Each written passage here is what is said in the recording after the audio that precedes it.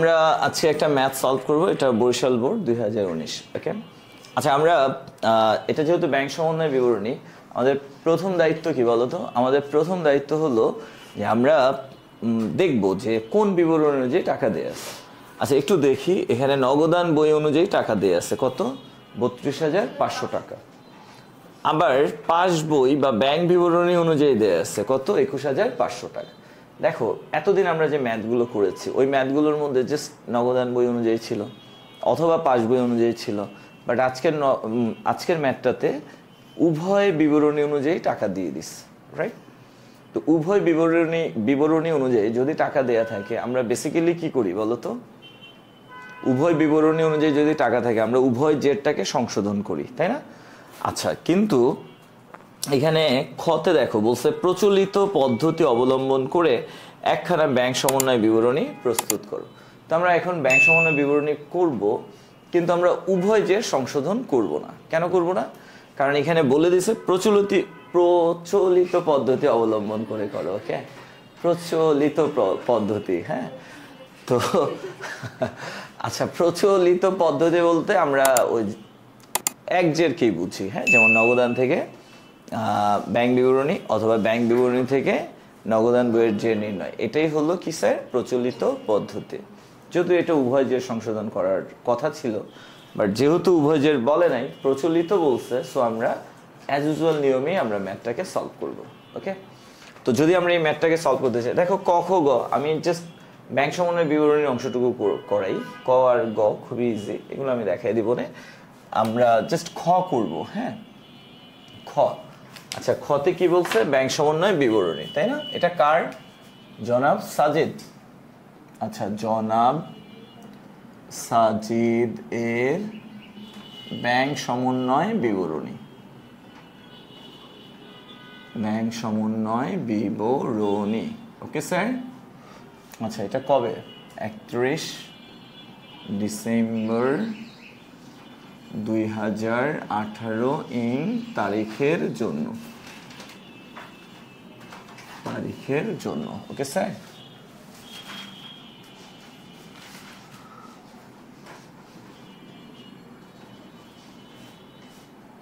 বিবরণ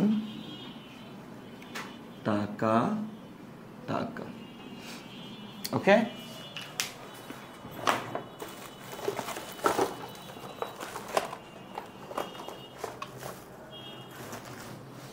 আচ্ছা, তো আমরা যখন উভয় প্রচলিত পদ্ধতিতে ম্যাথ করি, প্রশ্নে যেটা দেয়া থাকে আমরা তাকে উপরে লিখি আর অন্যটা লিখি কোথায়? নিচে। এখন এই অঙ্কটার ক্ষেত্রে তো দুইটাই দেয়া আছে, তাই না বলো? যেহেতু দুইটাই দেয়া আছে, সো আমরা একটা কাজ করি। ফার্স্টে কি আছে? নগদান বই অনুযায়ী। সো নগদান বইটাকে আমরা কোথায় রাখবো? উপরে। তাহলে আমরা এখানে লিখলাম নগদান বই মোতাবেক ব্যাংক জমা। আচ্ছা, নগদান বই মোতাবেক ব্যাংক জমা কত টাকা স্যার? 32,500। ওকে, দেন আমরা যেহেতু উপরে নগদান বই লিখেছি, নিচে কি লিখবো যেন? উল্টাটা, ব্যাংক বিবরণী। আচ্ছা, ব্যাংক বিবরণী মোতাবেক ব্যাংক জমা। দেখো যারা গত ক্লাসটা করেছিল তারা আজকে বুঝতে পারবা যদি ট্রাই করো। ওকে, আমি হেল্প করবো, তুমি একটু ট্রাই করো।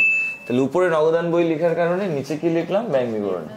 আর উপরে ব্যাংক বিবরণী লিখলে নিচে কি লিখতাম? নগদান বই, তাই না বলো? আচ্ছা, এরপর এই খালি অংশটা কি হয়ে যাবে? দুই ভাগ হয়ে যাবে। একটা হলো যোগের অংশ আর একটা কি স্যার? বিয়োগের অংশ। ওকে, আচ্ছা স্যার, এই যে নগদান বই আর ব্যাংক বিবরণী, এই দুইটার মধ্যে ডিফারেন্স হয়, পার্থক্য হয় কয়টা কারণে? চারটা কারণে। প্রথম কারণ, আমরা কারো কাছ থেকে চেক পেয়ে যদি আদায় করার উদ্দেশ্যে ব্যাংকে জমা দিই, আমরা কি করব? সাথে সাথে নগদান বইতে বাড়াবো, বাট ব্যাংক সাথে সাথে নগদান বইতে বাড়াবে না। ব্যাংক আদায় করতে পারলে বাড়াবে আর না পারলে বাড়াবে না। এটা হলো একটা কারণ। দুই, আমরা যদি কাউকে চেক ইস্যু করি বা চেকের মাধ্যমে পরিশোধ করি, আমরা সাথে সাথে নগদান বই থেকে টাকাটা কমিয়ে দিব, বাট ব্যাংকের সাথে সাথে কমাবে? নো, ব্যাংক সাথে সাথে কমাবে না। যদি ব্যাংক চেকের টাকাটা পরিশোধ করে বা চেকটা ব্যাংকে উপস্থাপন করা হয়, ব্যাংক তাহলে কমাবে, আর উপস্থাপন করা না হলে কমাবে না। আচ্ছা 3 নাম্বার কারণ, ব্যাংক যদি সরাসরি কোনো টাকা আদায় করে সেক্ষেত্রে ব্যাংক আমাদের অ্যাকাউন্টে টাকা বাড়াবে, ব্যাংক বিবরণীতে বাড়াবে, বাট আমরা জানি না, দ্যাটস ওয়াই আমরা নগদান বইতে বাড়াবো না। ব্যাংক যদি সরাসরি আমাদের কোনো টাকা পরিশোধ করে দেয় তাহলে ব্যাংক বিবরণী থেকে টাকা কমাবে, বাট আমরা তো জানি না, সো আমরা নগদান বইতে কমাবো না। এই 4টা কথা মাথায় রাখলে দেখা গেছে তুমি এই যে লেনদেনগুলো যোগে যাবে না বিয়োগে যাবে সেই বিষয়টা খুব সহজেই ধরতে পারবা। তো লেনদেনগুলোকে আমরা যোগের অংশে নিব নাকি বিয়োগের অংশে নিব, এই ডিসিশনটা নেওয়ার জন্য আমরা 2টা টেস্ট করব। কয়টা টেস্ট? 2টা। ফার্স্টে লেনদেনটা পড়বো, পড়ার পর আমরা নগদান বইতে কি প্রভাব পড়লো, ব্যাংক বিবরণীতে কি প্রভাব পড়লো সেই বিবরণীটা আগে দেখাবো, অ্যান্ড দেন আমরা কি করব, কম্পেয়ার করব। কি করব? কম্পেয়ারটা কিভাবে করব? এই যে উপরে যে আছে তার তুলনায় নিচে যে আছে সেখানে বেশি হলে যোগ, আর উপরে যে আছে তার তুলনায় নিচে যে আছে সেখানে কম হলে বিয়োগ। উপরের তুলনায় নিচে বেশি হলে যোগ, উপরের তুলনায় নিচে কম হইলে বিয়োগ। বুঝছো? তো এই যে কম্পেয়ারটা করার আগে আমাকে কি দেখাইতে হবে? ইফেক্ট। কি দেখাইতে হবে? ইফেক্ট। তো চলো আমরা এখানে দেখি, ক্যাশ বুক অর্থাৎ নগদান বই, ব্যাংক স্টেটমেন্ট অর্থাৎ ব্যাংক বিবরণী। তো 1 নম্বর লেনদেনটা তো আমরা বসিয়েছি, তাই না? এবার আমরা 2 থেকে স্টার্ট করি। 2 দেখো কি বলছে। 2 পাওনাদার বরাবর ইস্যুকৃত মোট 60,000 টাকার 3টি চেকের মধ্যে 45,000 টাকার 2টি চেক ডিসেম্বর মাসে ব্যাংক কর্তৃক পরিশোধিত হয়েছে। আমরা 31 ডিসেম্বরে অঙ্কটা করতেছি। তো আমরা পাওনাদারকে পরিশোধ করেছি কয়টা চেক? পরিশোধ করা বা ইস্যু করা, পাওনাদারদেরকে আমরা চেক ইস্যু করেছি বা চেক পরিশোধ করেছি কত? 60,000 টাকা। কত? 60,000। মানে 3টা চেক আমরা পাওনাদারকে ইস্যু করেছি, টোটাল কত টাকা?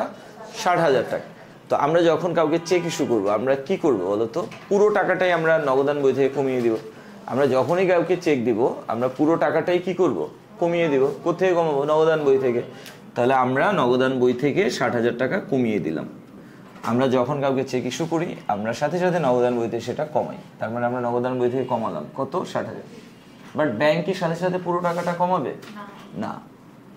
যত টাকা ব্যাংকে উপস্থাপন করা হয়েছে বা যত টাকার চেক ব্যাংকে উপস্থাপন করা হয়েছে বা ব্যাংক যত টাকার চেক পরিশোধ করেছে ব্যাংক কিন্তু ওই টাকাটাই কমাবে, পুরোটা কমাবে না। তাহলে বলো, যদিও আমরা 60,000 টাকার চেক ইস্যু করেছি, আমরা 60,000 টাকা নগদান বই থেকে কমিয়েছি, কিন্তু ব্যাংকে উপস্থাপন করা হয়েছে কত টাকার চেক? ব্যাংক পরিশোধ করেছে কত? 45। তাহলে ব্যাংক কি 60 কমাইছে? না, ব্যাংক কমিয়েছে কত? 45। বুঝতে পারলাম? তো দেখো 2 নাম্বার লেনদেনটার কারণে নগদান বইতে কি প্রভাব পড়লো? 60,000 টাকা কমলো। ব্যাংক বিবরণীতে কি প্রভাব পড়লো? 45,000 টাকা কমলো।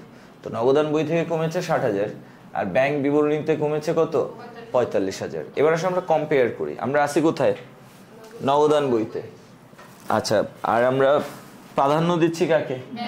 তার মানে আমাদের চিন্তাটা বা কম্পেয়ারটা এইভাবে হবে না?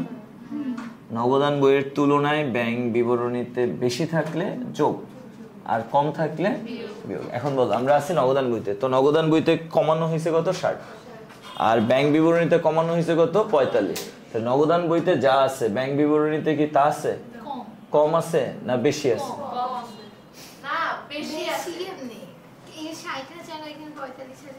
আচ্ছা ধরো আমরা 2 ফ্রেন্ড 10 টাকা 10 টাকা নিয়ে বের হয়েছি। আমার পকেটে কত? তোমার পকেটে? আমি 6 টাকা খেয়ে ফেলছি, তাহলে আমার পকেট থেকে কমছে কত? 6 টাকা। আছে কত? 4। ধরো তুমি 5 টাকা খেয়ে ফেলছো, তো তোমার পকেট থেকে কমছে কত? 5। আছে কত? তো দেখো আমার 6 টাকা কমছে, দ্যাটস ওয়াই আমার কাছে 4 টাকা আছে, আর তোমার 5 টাকা কমছে, দ্যাটস ওয়াই তোমার কাছে 5 টাকা আছে। তার মানে যার বেশি কমছে তার কাছে কম টাকা আছে, যার কম কমছে তার কাছে বেশি টাকা আছে, তাই না? তাহলে আমরা নগদান বই থেকে 60,000 টাকা কমিয়ে দিচ্ছি। সো নগদান বইতে যে ব্যালেন্সটা আছে, ব্যাংক তো 60,000 কমায় নাই, ব্যাংক কমাইছে কত? 45। তাহলে ব্যাংকে কি সেম আছে না বেশি আছে? হ্যাঁ, তাহলে আমরা 60,000 কমাইছি কিন্তু ব্যাংক 60,000 কমায় নাই, ব্যাংক কমিয়েছে কত? 45,000। তাহলে আমাদের কাছে যা আমাদের হিসাব অনুযায়ী যা আছে ব্যাংকের হিসাব অনুযায়ী কি তার চেয়ে বেশি আছে, তাই না? তাহলে নগদান বইয়ের তুলনায় ব্যাংক বিবরণীতে কি আছে? বেশি আছে। আচ্ছা, কত বেশি আছে বলো? 15,000 বেশি আছে। সো এটা কোথায় যাবে? যোগে যাবে। তাহলে আমরা 2 তারিখের লেনদেনটা যোগের ঘরে বসাচ্ছি। কত স্যার? 15,000। ওকে, আমরা এখানে কি লিখব? যে ইস্যুকৃত চেক ব্যাংকে উপস্থাপন হয়নি, ইস্যুকৃত চেক ব্যাংকে উপস্থাপন করা হয়নি। ওকে, আচ্ছা এবার আসো, আমি এটা লিখলাম না টাইম বাঁচানোর জন্য, হ্যাঁ আমি আরও একটা ম্যাথ করবো তো। এবার আসো আমরা 3 দেখি। তাহলে 2 কি শেষ না বলো? আচ্ছা তাহলে 2 নাম্বার লেনদেনটা যোগে যাবে না বিয়োগে যাবে? আমরা ডিসিশন নিলাম কিভাবে। অ্যাট ফার্স্ট আমরা কি করলাম বলো? এই 2 নাম্বার লেনদেনটা আমরা পড়লাম, পড়ার পর নগদান বইতে কি প্রভাব পড়লো সেটা ফাইন্ড আউট করলাম, ব্যাংক বিবরণীতে কি প্রভাব পড়লো সেটাও ফাইন্ড আউট করলাম। দেন আমরা নগদান বইয়ের তুলনায় ব্যাংক বিবরণীতে বেশি নাকি কম সেটা কম্পেয়ার করলাম, এবং কম্পেয়ার করে আমরা দেখলাম কি নগদান বইতে যা আছে তার তুলনায় ব্যাংক বিবরণীতে বেশি আছে। সো আমরা এটা যোগে বসালাম। স্যার আমি যদি এইভাবে কম্পেয়ার করতাম যে ব্যাংক বিবরণীতে কত কমছে 45, নগদান বইতে কত কমছে 60, তাহলে ব্যাংক বিবরণীতে যা আছে নগদান বইতে কি আছে? কম আছে। তাহলে এটা কোথায় যেত? বিয়োগে। তো যোগটা কি হয়ে যেত? তার মানে তুমি যখন কম্পেয়ার করবা তোমাকে কিন্তু বুঝে শুনে কম্পেয়ার করতে হবে। উল্টাপাল্টা কম্পেয়ার করলে সব যোগ বিয়োগ হয়ে যাবে, বিয়োগটা যোগ হয়ে যাবে। তাহলে আমরা কিভাবে কম্পেয়ার করব? উপরে কে আছে? নগদ। নিচে কে আছে? তাহলে উপরের থেকে নিচের দিকে আসবা, অর্থাৎ নগদ থেকে ব্যাংকের দিকে। আগে এইভাবে অ্যারোটা দিয়ে নিবা, এই যে এটা উল্টাপাল্টা অ্যারো দেওয়ার কারণে কিন্তু বিয়োগ হয়ে গেছিল। হ্যাঁ, তো এইভাবে আগে অ্যারোটা দিয়ে নিবা। তাহলে আমি আসি কোথায়? নগদে। যাচ্ছি কোথায়? ব্যাংকে। তাহলে নগদে যা কমছে ব্যাংকে তার চেয়ে কম কমছে, নগদে যা আছে তার তুলনায় ব্যাংকে বেশি আছে। সেটা যোগ। ঘুম চলে আসতেছে? তো মনে হয় স্বপ্ন দেখা শুরু করে দিস। আচ্ছা এবার দেখো 3, দেনাদারের নিকট প্রাপ্য 45,000 টাকার 2টি চেক এবং 20,000 টাকার একটি প্রাপ্য বিল ব্যাংকে জমা দেওয়া হলেও এই হিসাব বছরে শুধুমাত্র প্রাপ্য বিলের টাকা ব্যাংক কর্তৃক আদায় হয়েছে। পুরো ইতিহাস লিখে দিচ্ছে, তাই না? আচ্ছা যাই হোক, দেনাদারের কাছ থেকে আমরা 45,000 টাকার 2টি চেক পেয়েছি। আচ্ছা 2টি চেক পেয়েছি যার মূল্য কত? 45। আবার ভাইব না 45 45 90,000। অনেক পণ্ডিত আছে এইভাবেই চিন্তা করবে, সহজভাবে এটা চিন্তাই করতে পারে না। আচ্ছা প্রতিটি 45,000 টাকার 2টি চেক পেয়েছি বললে তখন ঠিক ছিল 45 45 90, বাট এইভাবে তো বলে নাই, বলছে 45,000 টাকার 2টি চেক পেয়েছি। তার মানে আমরা 2টা চেক পেয়েছি যার মোট মূল্য কত? 45,000, এবং 20,000 টাকার একটা প্রাপ্য বিল পেয়েছি। তো আমরা কি করলাম? এই চেক এবং বিল টোটাল কত হয়? 65,000। 45 আর 20 কত? 65। এই 65,000 টাকার চেক এবং বিল আমরা আমাদের অ্যাকাউন্টে জমা করেছি। তো আমরা যখনই আদায় করার উদ্দেশ্যে চেক বিল এগুলো আমাদের অ্যাকাউন্টে জমা করি, আমরা গ্রাহক হিসেবে কি করি? সাথে সাথে নগদান বইতে বাড়াই। গ্রাহক হিসেবে আমরা কি করি? সাথে সাথে নগদান বইতে বাড়াই। যত টাকার চেক বিল জমা করছি তত টাকাই কি করি? বাড়াই। তাহলে আসো 3 তারিখ 3 নাম্বার লেনদেন। তো 45,000 টাকার চেক, 20,000 টাকার প্রাপ্য বিল, টোটাল 65,000 টাকার চেক বিল আমরা ব্যাংকে জমা দিয়েছি। সো আমরা সাথে সাথে নগদান বইতে কত বাড়াবো? 65। কিন্তু ব্যাংকে আমাদের মতো সাথে সাথে বাড়ায় না, ব্যাংক আদায় করলে বাড়ায়, না করলে। এন্ড বলো, ব্যাংক কি 65,000 টাকা আদায় করতে পারছে? না, ব্যাংক কি করছে? শুধুমাত্র বিলের টাকাটা আদায় করতে পারছে। তার মানে ব্যাংক বাড়াইছে কত বলো? 20,000। ব্যাংক বাড়িয়েছে 20,000, আমরা বাড়িয়েছি কত? 65,000। আচ্ছা এখন বলো, আমরা আছি কোথায়? নগদান বইতে। তো আমরা যেখানে আছি আগে সেটার কথা চিন্তা করি। নগদান বইতে কি প্রভাব পড়লো? 65,000 টাকা বাড়লো। ব্যাংকে কি প্রভাব পড়লো? 20,000 বাড়লো। তাহলে নগদান বইতে যা বাড়ছে ব্যাংকে কি তা বাড়ছে নাকি কম বাড়ছে? তাহলে নগদান বইয়ের তুলনায় ব্যাংক বিবরণীতে বেশি আছে না কম আছে? নগদান বইতে আমরা 65 বাড়িয়েছি, বাট ব্যাংক বাড়িয়েছে কত? 20,000। তাহলে নগদান বই অনুযায়ী যা আছে ব্যাংক বিবরণ অনুযায়ী তা আছে না কম আছে? কম আছে, রাইট? কত স্যার? কত কম আছে? 45,000 কম আছে। আর কম হলে কোথায় যাবে? বিয়োগের অংশে যাবে। সো আমরা বিয়োগে বসাবো 45,000। নো, আগেরটা কেমনে কম ছিল? আমরা নগদান বই থেকে 60,000 কমিয়েছিলাম, কিন্তু ব্যাংক কমিয়েছিল কত? 45। তাহলে আমরা যা কমিয়েছি ব্যাংক তার চেয়ে কম কমিয়েছে। সো আমাদের হিসাব অনুযায়ী যা থাকার কথা ব্যাংকের হিসাব অনুযায়ী বেশি আছে। বুঝো নাই এখনো? আচ্ছা ওকে, তো আমরা এখানে কি লিখবো বলো তো? যে আদায়ের উদ্দেশ্যে জমাকৃত চেক ব্যাংক কর্তৃক আদায় হয়নি। Okay sir. আচ্ছা এবার আসলে আমরা চার দেখি, চার কি বলছে। আচ্ছা চার হলো 3000 টাকার একখানি প্রাপ্য বিল 2500 টাকায় বাট্টা করা হলেও স্যার আমরা যদি প্রাপ্য বিল ব্যাংকের কাছে বেচে দিই এটাকে বাট্টা করা বলে। ওকে, অ্যাকাউন্ট রিসিভেবল ডিসকাউন্টিং বা ফ্যাক্টরিং এয়ার। আচ্ছা কাইন্ড অফ ওইরকমই আর কি, ফ্যাক্টরিং এয়ারের মতোই। তো 3000 টাকার একখানি প্রাপ্য বিল, ধরো এটা একটা প্রাপ্য বিল, দাম কত মানে গায়ে লেখা কত 3000, বাট এই বিলটাকে আমরা ব্যাংকের কাছে বিক্রি করেছি কত টাকায় 2500 টাকা। এখন বলো ব্যাংক আমাদের অ্যাকাউন্টে কত টাকা জমা করবে 2500। ব্যাংক যেটা আমাদেরকে দিয়েছে সেটাই তো আমাদের অ্যাকাউন্টে জমা করবে, রাইট?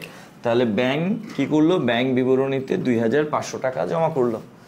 বাট আমরা কি করছি বলো, আমরা নগদান বইতে পূর্ণ মূল্য লিপিবদ্ধ করেছি, তাই না বলো? তার মানে নগদান বইতে আমরা কি 2500 বাড়িয়েছি? নো, কত বাড়িয়েছে 3000। তাহলে নগদান বইতে কি প্রভাব পড়লো, 3000 টাকা বাড়ানো হলো। তাহলে দেখো এই যে 4 নাম্বার লেনদেন, তো 4 নাম্বার লেনদেনের কারণে নগদান বইতে কি প্রভাব পড়লো, 3000 টাকা বাড়ানো হলো। ব্যাংক বিবরণীতে কি প্রভাব পড়লো, 2500 টাকা বাড়ানো হলো। তাহলে আমরা আছি কোথায়, নগদান বইতে। নগদান বইতে 3000 বাড়ছে আর ব্যাংকে 2500 বাড়ছে। তাহলে নগদান বইতে যা থাকার কথা ব্যাংকে কি তা আছে? কম আছে। কি আছে? কত কম আছে? 500 টাকা কম আছে। তাহলে এটা কি হবে স্যার, বিয়োগ হবে। এই তোমরা তো ভালোই পারো, মাশাআল্লাহ মাশাআল্লাহ। ওকে, সে ছোট্টবেলায় করেছিলাম না। আচ্ছা এরপরে দেখো তো 4 গেল, এরপরে আমরা 5 করব। স্যার এইরকম মানে প্রত্যেকটাকে ধরে ধরে টেস্ট করবা, টেস্ট করে পাঠিয়ে দিবা যে ও কি পজিটিভ ডাকে নেই। নো, একদমই টাইম লাগবে না, আমি বুঝাচ্ছি দেখ।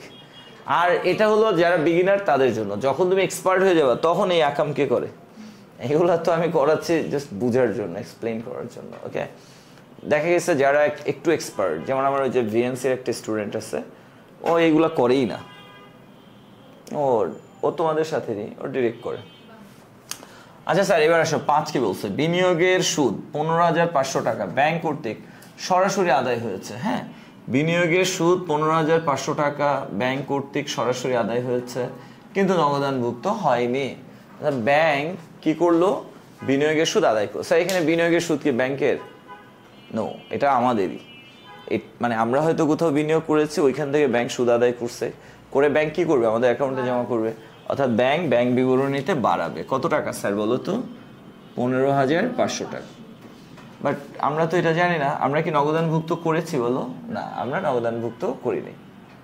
আচ্ছা তাহলে বলো আমরা আসি কোথায়, নগদান বইতে। নগদান বইতে কি প্রভাব পড়লো, কিছুই না, কিন্তু ব্যাংকে বাড়ছে। তাহলে নগদান বইয়ে যা আছে তার তুলনায় ব্যাংকে বেশি আছে।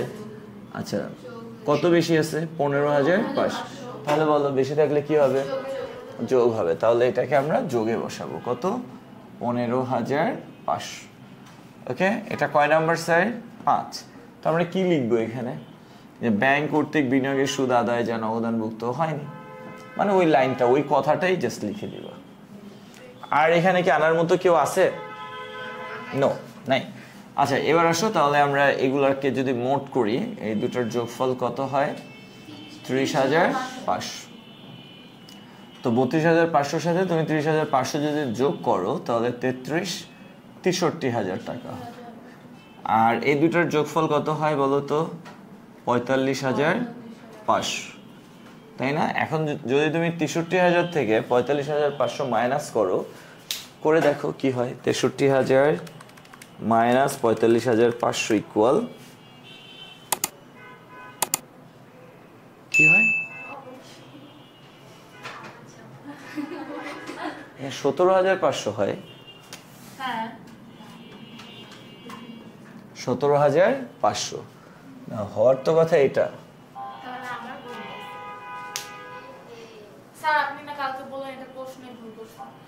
আচ্ছা এক মিনিট, আমার মনে হয় এখানে কোনো মিসিং আছে, হয়তো কোনো এন্ট্রি বাদ পড়ে গেছে, এটা কম্পোজ করতে গিয়ে হয়তো কোনো লেনদেন বাদ পড়ে গেছে, এরকমই কিছু একটা হবে। হ্যাঁ, আর না হলে তো আচ্ছা তাহলে ধরো এখানে এটা হলো গিয়ে তোমার 17,500। ওকে ঠিক আছে, এটা 17,500। মানে কোয়েশ্চেনে হয়তো কোনো একটা লেনদেন বাদ পড়ে গেছে, হ্যাঁ এরকমই হয়েছে। ওকে স্যার, তোমরা কি বুঝতে পেরেছো এটা? আচ্ছা, তো তুমি বলো, তোমার কি এখনো তুমি কনফিউজ না কনফিউশন দূর হয়েছে? অনেকটা দূর হয়েছে। তুমি কি যে এই কম্পেয়ার গুলো বুঝতেছো না? না মানে উপরেরটা আর নিচেরটা একটু মানে ঝামেলা লাগছে। আচ্ছা, একদম সিম্পলি চিন্তা করো, যেমন এই যে নগদান বইতে 60,000 টাকা কমছে, কিন্তু ব্যাংক বিবরণীতে কমছে কত? 45। তো তোমার সেন্স কি বলতেছে? নগদান বই থেকে 60,000 কমে গেছে আর ব্যাংক বিবরণী থেকে 45 কমছে, তাহলে নগদান বইতে যা আছে ব্যাংকে কি তাই থাকবে না তার চেয়ে বেশি আছে? তার থেকে বেশি। যেখানে বেশি কমে সেখানে কম থাকে, যেখানে কম কমে সেখানে কি বেশি থাকে। আবার এখানে বাড়ছে কত? 65। তো নগদ বিবরণীতে আমরা 65 বাড়িয়েছি, কিন্তু ব্যাংক বাড়িয়েছে কত? 20। তো নগদান বইতে দেখো, যখন তুমি কম্পেয়ার করবা প্রত্যেকটা আলাদা আলাদা, হ্যাঁ যেমন এটার সাথে এটাকে লিংক করা যাবে না, ওটা বাদ। না, উপরেরটা হচ্ছে 60,000 টাকা নগদান বই থেকে মাইনাস করছি, আর ওইটা হচ্ছে ব্যাংক থেকে মাইনাস করছে। হ্যাঁ, আমরা কমিয়েছি 60, ব্যাংক কমিয়েছে 45। তাহলে আমাদের অনুযায়ী যা আছে ব্যাংকের অনুযায়ী কি তাই আছে নাকি অ্যাকাউন্টে বেশি আছে? কারণ ব্যাংক তো কম টাকা কমিয়েছে, সো ওদের হিসাব অনুযায়ী বেশি। আমরা বাড়িয়েছি 65, কিন্তু ব্যাংক বাড়িয়েছে কত? 20। তাহলে আমাদের হিসাব অনুযায়ী যা আছে ব্যাংকের হিসাব অনুযায়ী তা আছে না কম আছে? সিম্পল, খুবই। স্যার আমরা এটা বুঝতে পারলাম। আমরা বরিশাল বোর্ড 19 এটার খ করে ফেললাম। প্রচলিত পদ্ধতি অবলম্বন করে আমরা একটা ব্যাংক সমন্বয় বিবরণী প্রস্তুত করলাম, তাই না? প্রচলিত পদ্ধতি মানে হলো ওই যে মানে নগদান বই থেকে পাস বই অথবা পাস বই থেকে নগদান বই অনুযায়ী ব্যালেন্স নির্ণয় করা, এটাই। তো খ ডান, খ করে ফেললাম। এবার আসো আমরা ক এবং গ করব। ওকে, তো আমি তোমাদেরকে সাজেস্ট করব এই অধ্যায়ের ম্যাথগুলো করার ক্ষেত্রে তোমরা ফার্স্টে ব্যাংক সমন্বয় বিবরণী করবা অ্যান্ড দেন ক খ করবা বা আদার্স রিকোয়ারমেন্টগুলো করবা। ওকে, এতে সুবিধা হলো কি যে খ মানে ব্যাংক সমন্বয় বিবরণী করতে গেলে তোমার পুরো ম্যাথটাই কি হয়ে যাচ্ছে? অ্যানালাইসিস করা হয়ে যাচ্ছে। ওকে, তো আমরা এখন যদি ক করি, ক কি বললো? ব্যাংক কর্তৃক অপরিশোধিত চেক এবং অনাদায়ী চেকের পরিমাণ নির্ণয় করো। হ্যাঁ, ব্যাংক কর্তৃক অপরিশোধিত চেক অর্থাৎ আমরা চেক ইস্যু করেছি কিন্তু ব্যাংক এখনো পরিশোধ করে নাই, এমন চেকের পরিমাণ কত? তো আমরা একটু দেখি, আমরা চেক ইস্যু করি কাদেরকে? পাওনাদারকে। এই যে এখানে 2 দেখো, পাওনাদার বরাবর ইস্যুকৃত মোট 60,000 টাকার 3টি চেক। ওকে, যার মধ্যে 2টি চেক 45,000 টাকার 2টি চেক ব্যাংক পরিশোধ করেছে। তাহলে আমরা ইস্যু করেছি 60,000 টাকার চেক, বাট ব্যাংক পরিশোধ করেছে 45,000 টাকার চেক। তার মানে এখানে ব্যাংক পরিশোধ করে নাই, অপরিশোধিত আছে কত? 15,000 টাকার চেক। ওকে, এটা হলো অপরিশোধিত। অপরিশোধিত, তাহলে এখনো পর্যন্ত ব্যাংক পরিশোধ করে নাই কত টাকার চেক? 15,000 টাকার চেক। আমরা পাওনাদারদেরকে 60,000 টাকার চেক ইস্যু করেছি বা প্রদান করেছি, কিন্তু ব্যাংক পরিশোধ করেছে 45,000 টাকার চেক। এখনো পর্যন্ত যাদেরকে আমরা চেক দিয়েছি তাদেরকে ব্যাংক পরিশোধ করে নাই 15,000 টাকা। ওকে, তাহলে আমরা কিন্তু পেয়ে গেলাম যে ব্যাংক কর্তৃক অপরিশোধিত চেকের পরিমাণ কত? 15,000 টাকা। ওকে, আর কি করতে বলছে? অনাদায়ী চেকের পরিমাণ নির্ণয় করতে বলছে। অনাদায়ী চেক কাকে বলে? আমরা আদায় করার জন্য ব্যাংকে জমা দিয়েছি যে চেক, ওই চেকের টাকা ব্যাংক যদি এখনো পর্যন্ত আদায় করতে না পারে সেটাকে আমরা বলবো অনাদায়ী চেক। অনাদায়ী অর্থাৎ যেটা এখনো পর্যন্ত আদায় করা হয়নি। তো দেখো এখানে আমরা দেনাদারের নিকট থেকে 45,000 টাকার 2টি চেক এবং 20,000 টাকার একটি প্রাপ্য বিল আদায় করার জন্য ব্যাংকে জমা দিয়েছি। ওকে, বাট ব্যাংক শুধুমাত্র প্রাপ্য বিলের টাকা আদায় করেছে, অর্থাৎ ব্যাংক এই 20,000 টাকা আদায় করেছে। কিন্তু আমরা যে 2টা চেক জমা দিলাম 45,000 টাকার, তোমরা কিন্তু আবার ভাইবো না যে প্রতিটা চেক 45,000, 45, 45, 90 এমন না। হ্যাঁ, 2টা চেকের মোট মূল্য হলো 45। তো আমরা এই যে 45,000 টাকার চেক জমা দিয়েছি, এই চেকের টাকাটা ব্যাংক এখনো আদায় করতে পারে নাই। তার মানে আমরা বলতে পারি অনাদায়ী চেকের পরিমাণ কত? 45,000 টাকা। ওকে, তো ক হয়ে গেল। অপরিশোধিত চেক 15,000, অনাদায়ী চেক 45,000। আমরা ইস্যু করেছি কিন্তু ব্যাংক পরিশোধ করে নাই, এমন চেকের পরিমাণ কত? 15,000। আমরা ব্যাংকে জমা দিয়েছি বাট ব্যাংক এখনো টাকা আদায় করে নাই, এমন চেকের পরিমাণ কত? 45,000। ওকে, তো আমরা এটা এখন ক করে ফেলতে পারি। তাহলে কি বলছে? ব্যাংক কর্তৃক অপরিশোধিত এবং অনাদায়ী চেকের পরিমাণ নির্ণয়। ব্যাংক কর্তৃক অপরিশোধিত, ব্যাংক কর্তৃক অপরিশোধিত এবং অনাদায়ী চেকের পরিমাণ নির্ণয়, এবং অনাদায়ী চেকের পরিমাণ নির্ণয়, এবং অনাদায়ী চেকের পরিমাণ নির্ণয় করতেছি আমরা। ওকে,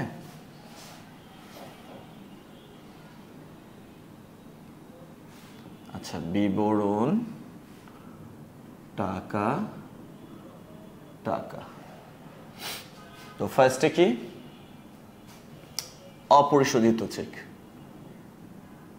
অপরিশোধিত চেক, অপরিশোধিত চেক। ওকে, তো আমরা এখানে লিখতে পারি পাওনাদার বরাবর, পাওনাদার বরাবর ইস্যুকৃত চেক, পাওনাদার বরাবর ইস্যুকৃত চেক কত? 60,000 মাইনাস ব্যাংক কর্তৃক পরিশোধিত চেক, ব্যাংক কর্তৃক পরিশোধিত চেক, ব্যাংক কর্তৃক পরিশোধিত চেক কত? 45,000। এটা থেকে এটা মাইনাস করলে কত হয়? 15,000। এই 15,000 টাকার নাম হলো অপরিশোধিত চেক। অপরিশোধিত চেকের পরিমাণ বা মূল্য, যেটাই আমরা লিখি, পরিমাণই লিখলাম। হ্যাঁ, অপরিশোধিত চেকের পরিমাণ। ওকে, এবার আমরা কি করব? অনাদায়ী চেকের পরিমাণ নির্ণয় করব। অনাদায়ী চেক। আচ্ছা, অনাদায়ী চেক। তো অনাদায়ী চেক আমরা কি লিখতে পারি? এখানে এত ডিটেলস লেখার দরকার নেই। আচ্ছা, আমরা যদি লিখি যে দেনাদারের নিকট হতে, দেনাদারের, আচ্ছা আমরা এখানে লিখতে পারি আদায়ের উদ্দেশ্যে, উদ্দেশ্যে ব্যাংকে জমাকৃত চেক ও বিল, চেক ও বিল, চেক ও প্রাপ্য বিল, আদায়ের উদ্দেশ্যে ব্যাংকে জমাকৃত চেক ও প্রাপ্য বিল 65 আর 20 কত হয়? সরি, 45 আর হচ্ছে 20 কত হয়? 65,000। এখান থেকে আমরা মাইনাস করব কি? ব্যাংক কর্তৃক আদায়কৃত প্রাপ্য বিল, ব্যাংক কর্তৃক আদায়কৃত প্রাপ্য বিল কত? 20,000। তাহলে বাকি রইল 45,000 ক্লোজ। এই 45,000 হলো অনাদায়ী চেকের পরিমাণ, অনাদায়ী চেকের পরিমাণ। ওকে, করে ফেললাম। তাহলে আমরা কিভাবে করলাম? আচ্ছা, আমি যেভাবে প্রেজেন্ট করেছি এটা একটু ডিটেলস, জাস্ট প্রেজেন্টেশনটা যেন খুবই বোধগম্য হয়, টিচার যেন তোমার খাতাটা দেখলেই বুঝে না এই ছেলেটা বা মেয়েটা সব ভালো করে বুঝেই লিখছে। হ্যাঁ, এখন তুমি চাইলে এটাকে আরো অনেক ইজি করতে পারো, আরো অনেক শর্ট করে দিতে পারো। হ্যাঁ, তোমরা গাইডে বা সাপ্লিমেন্টারিতে দেখবা বা তোমাদের কলেজের টিচাররা দেখবা হয়তো এক কথায় লিখে দিচ্ছে, সেটাও রাইট, এটাও রাইট। বাট আমি এখানে বিষয়টা এমনভাবে প্রেজেন্ট করলাম যেন প্রত্যেকেই বুঝতে পারে বিষয়টা। ওকে, আচ্ছা, তাহলে আমরা ক করে ফেললাম। এইবার আসো আমরা কি করব? আমরা এখন গ করব। ওই একই কথা দেখো, গ তোমাকে কি বলছে? 3, 4, 5 ও 6। আচ্ছা, আমি আগের বারও বলেছিলাম যে আরও একটা লেনদেন হয়তো ছিল, বাট আমাদের এই প্রশ্নটার একটা টাইপিং মিস্টেক হয়েছে, এই 6 নাম্বার লেনদেনটা মিসিং হয়ে গেছে। হ্যাঁ, তো যেহেতু 6 নাম্বার লেনদেনটা নাই, আমরা 6 বাদ দিই। তো আমরা 6 বাদ রেখে বাকিগুলো দিয়েই করি। হ্যাঁ, 3, 4 এবং 5 নং দফাগুলোর জাবেদা দাও। আচ্ছা এখন এতগুলো মানে এখানে 1 থেকে 5টা 5টার জাবেদা কেন চায়নি, কেন 3টা দফার জাবেদা চেয়েছে? ওই যে উত্তর সেম, যে আমরা সবার জন্য জাবেদা দিব না, শুধুমাত্র যেই লেনদেনগুলো নগদান বইতে লিপিবদ্ধ হতে বাদ পড়ে গেছে, নগদান বইতে লিপিবদ্ধ হওয়ার কথা বাট আমরা করি নাই, ওই লেনদেনগুলোর জন্যই আমরা জাবেদা দিব। ওকে, তো আমরা এখন গ করি। তো তাহলে চলো আমরা গ করে ফেলি। আমরা 3, 4, 5 নং দফার গ করব। কেন?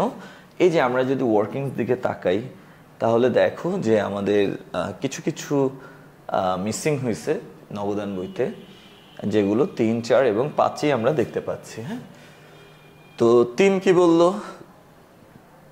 3 হলো যে এই যে দেনাদারের নিকট প্রাপ্য 45,000 টাকার 2টি চেক এবং 20,000 টাকার একটি প্রাপ্য বিল ব্যাংকে জমা দেওয়া হলেও হিসাব বছরে শুধুমাত্র প্রাপ্য বিলের টাকা ব্যাংক কর্তৃক আদায় হয়েছে। আমানতকারী মানে কি? আচ্ছা ফাইন, চলো আমরা এখন গ করি। দেখো গ কি বলছে, উপরের তথ্য হতে আমানতকারীর বইতে 3, 4, 5 নং দফার জাবেদা দাও। আমানতকারী মানে কি? আমরা কিন্তু নিজেদেরকে আমানতকারী মনে করি। তো আমানতকারীর বই অর্থাৎ কি? নগদান বই। তো নগদান বইতে এখন আমরা জাবেদা দিব কোন কোন দফার? 3, 4 এবং 5। ওকে, 3, 4, 5। তো 3 নাম্বার লেনদেনটায় কি ঘটছিল বলো তো? আমরা নগদান বইতে 65,000 টাকা বাড়িয়েছিলাম, কিন্তু ব্যাংক বাড়িয়েছিল কত? 20,000। তার মানে আমাদের নগদান বইতে যা আছে ব্যাংকে কিন্তু তার চেয়ে কম আছে। নগদান বইয়ের তুলনায় ব্যাংকে কি আছে? কম আছে। কত টাকা কম আছে বলো তো? 45,000 টাকা কম আছে। কেন 45,000 টাকা কম আছে? বিকজ ব্যাংক ওই 45,000 টাকার চেকের টাকা এখন আদায় করতে পারে নাই। তো আমরা যখন জানলাম যে ও আচ্ছা, আমি তো 65,000 টাকার চেক বিল জমা করেছিলাম, ব্যাংক তো আদায় করছে মাত্র বিলের টাকা 20,000, চেকের টাকা এখনো ব্যাংক আদায় করতে পারে নাই, তাহলে আমি নগদান বইতে ব্যাংক নামক সম্পদটা বেশি দেখাচ্ছি। সো এখন আমার কি করা উচিত? ব্যাংক নামক সম্পদটাকে কমিয়ে দেওয়া উচিত। তাহলে আমরা ব্যাংক হিসাবকে কি করব? কমিয়ে দিব। ব্যাংক ক্রেডিট করব, তাহলে ডেবিট করব কাকে? দেনাদারকে, কারণ চেকগুলো আমরা দেনাদারের কাছ থেকে পেয়েছিলাম। ওকে, আচ্ছা তো আচ্ছা আমি তাহলে জাবেদার ছকটা একটু এঁকে নিই। গ, নাম কি? জনাব সাজিদ। ওকে, জনাব সাজিদ এর সাধারণ জাবেদা, সাধারণ জাবেদা। ওকে,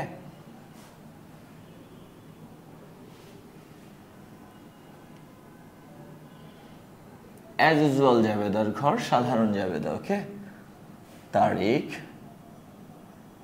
বিবরণ, খতিয়ান পৃষ্ঠা, ডেবিট টাকা এবং ক্রেডিট টাকা। ওকে স্যার, অ্যাজ ইউজুয়াল ঘর। কত সাল এটা? 2018 ইং। আচ্ছা, আমরা প্রত্যেকটা জাবেদা দিব ডিসেম্বরের 31 তারিখ। আমরা ফার্স্টে দিব 3 নম্বর লেনদেনের জাবেদা। তাহলে 3 নম্বর লেনদেন হলো কি? আমরা ব্যাংকে চেক এবং বিল জমা দিয়েছি কত? 65,000 টাকার, কিন্তু ব্যাংক আদায় করছে বিলের টাকাটা অর্থাৎ 20,000। তাহলে আমরা 65,000 বাড়িয়ে রাখছি, বাট অ্যাকচুয়ালি ব্যাংকে বেড়েছে কত? 20,000। যখন আমরা ইনফরমেশনটা জানলাম, আমরা এখন ব্যাংক থেকে কি করব? টাকাটা কমিয়ে দিব। কত টাকা কমিয়ে দিব? যতটুকু আমি বেশি দেখাইছি। আমরা 65 বাড়িয়েছি, ব্যাংক বাড়িয়েছে 20, তাই ব্যাংকের তুলনায় আমরা বেশি বাড়িয়েছি কত? 45। সো আমরা এখন 45,000 টাকা কমিয়ে দিব। এখন আমরা যদি ব্যাংক নামক সম্পদটা কমাই, ব্যাংক কি হবে? ক্রেডিট। তাহলে ডেবিট করব কাকে? যার কাছ থেকে চেক পেয়েছিলাম অর্থাৎ দেনাদারকে। তাহলে আমরা এখন দেনাদার নামক সম্পদটা বাড়িয়ে দিব। সো দেনাদার হিসাব ডেবিট হবে 45,000, আর ব্যাংক নামক সম্পদটাকে আমরা কমিয়ে দিব। সো ব্যাংক হিসাব কি হবে? ক্রেডিট। কত? 45,000। হ্যাঁ, এরপরে আসো 4 নাম্বার লেনদেনটা আমরা একটু যদি দেখি। 4 আমরা 3,000 বাড়িয়েছি, বাট ব্যাংক বাড়িয়েছে কত? 2500। তার মানে এখানে আমরা সেম ভুলটাই করছি। ব্যাংক 2500 বাড়িয়েছে, আমরা 3,000 বাড়িয়েছি। যখন আমরা দেখলাম যে আমাদের তুলনায় ব্যাংকে কম, বা ব্যাংকের তুলনায় আমরা মানে ব্যাংক অ্যাকাউন্টে আমার যে টাকা বাড়ছে, নগদান বইতে আমরা সম্পদ ব্যাংক সম্পদটা তার চেয়ে বেশি দেখাচ্ছি, তখন আমরা যতটুকু বেশি দেখাচ্ছি ততটুকু কি করব স্যার? কমিয়ে দিব। ওকে, যতটুকু বেশি দেখাচ্ছি ততটুকুকেই কিন্তু কমিয়ে দিব, পুরোটাকে না। তাহলে আমরা বাড়িয়েছি 3,000, ব্যাংক বাড়িয়েছে 2500। তা আমরা 500 বেশি লিখেছি, সো আমরা এখন 500 কমিয়ে দিব। ওকে, আচ্ছা তাহলে ব্যাংক নামক সম্পদটা আমরা যদি কমিয়ে দিই তাহলে আমরা কি করব বলো? ডিসেম্বর 31/4, তো ব্যাংক কমিয়ে দিচ্ছি, ব্যাংক ক্রেডিট হবে। আর আমরা কেন এটা কমালাম? কারণ হলো আমরা বাট্টাকৃত বিল যেটা ওইটা অধিক মূল্যায়ন করেছি, তাই না? যে 3000 টাকার প্রাপ্য বিল আমরা 2500 টাকায় বাট্টা করেছি, তো ব্যাংক তো 2500 টাকা জমা করছে, বাট আমরা বাড়াইছি কত? 3000। তাহলে আমরা বাট্টাকৃত বিল অধি মূল্যায়ন করছি, সো ওই বাট্টাকৃত বিলের অধি মূল্যায়নটাকে আমরা কি করব? কমিয়ে দিব। অথবা আমরা লিখতে পারি যে বাট্টা আর কি, বাট্টা ডেবিট করে দিলাম। ওকে, প্রাপ্য বিলের বাট্টা ডেবিট আর হলো গিয়ে ব্যাংক হিসাব ক্রেডিট। প্রাপ্য বিলের বাট্টা হিসাব এটা ডেবিট হয়ে যাবে কত? 500। আর ব্যাংক থেকে আমাদের টাকা কমে যাচ্ছে, সো ব্যাংক হিসাব ক্রেডিট হয়ে যাবে কত? 500। আচ্ছা আমরা তো এখানে অবশ্যই ব্যাখ্যা লিখবো, তাই না? তো এখানে ব্যাখ্যাটা কি হবে? জমাকৃত চেক ব্যাংক কর্তৃক আদায় হয়নি, ব্যাংক কর্তৃক আদায় হয়নি, এটা হলো এই 45,000-এর। আর এখানে আমরা কি লিখবো? যে বাট্টাকৃত চেক অধিমূল্যায়ন করা হয়েছে, অধিমূল্যায়ন করা হয়েছে, যা সমন্বয় করা হলো, যা সমন্বয় করা হলো। ওকে, আচ্ছা এবার 31 লাস্ট 5 তারিখের জাবেদাটা দিতে হবে। তো বিনিয়োগের সুদ 15,500 টাকা ব্যাংক কর্তৃক সরাসরি আদায় হয়েছে, কিন্তু নগদানভুক্ত হয় নাই। তো বিনিয়োগের সুদ যদি ব্যাংক আদায় করে, ব্যাংক দেখো বাড়িয়েছে, বাট আমরা কিন্তু বাড়াই নাই, তাহলে এখন আমরা কি করবো? নগদান বইতে বাড়াবো। সো আমরা ব্যাংক হিসাবকে ডেবিট করে দিব, ব্যাংক হিসাব ডেবিট হবে 15,500। ওকে, আর কেন আমরা ব্যাংক বাড়ালাম? কারণ বিনিয়োগের সুদ পাওয়া গেছে, সো আমরা এখানে বিনিয়োগের সুদ হিসাবকে ক্রেডিট করে দিব, তাই না? 15,500। তো আমরা লিখতে পারি যেহেতু ব্যাংক কর্তৃক বিনিয়োগের সুদ আদায়, যেহেতু ব্যাংক কর্তৃক বিনিয়োগের সুদ আদায়। ওকে, হয়ে গেল। তো এই 3টা লেনদেনেরই কি চেয়েছে? জাবেদা চেয়েছে, তো আমরা জাবেদা করে ফেললাম। ওকে।